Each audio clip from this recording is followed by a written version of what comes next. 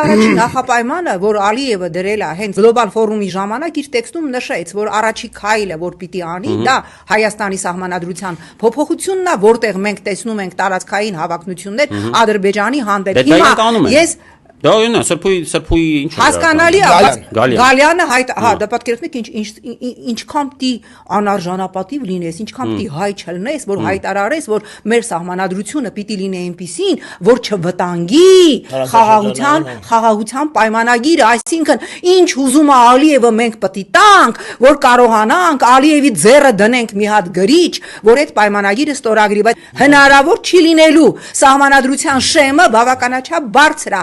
որպեսզի ինչ որ մեկը ստանա Նիկոլի ուզած Ալիևի պարտադրած սահմանադրական փոփոխություն, պետք է որ Հայաստանի Հանրապետության 650,000 քաղաքացի գնա եւ այո ասի Ալիևի պահանջ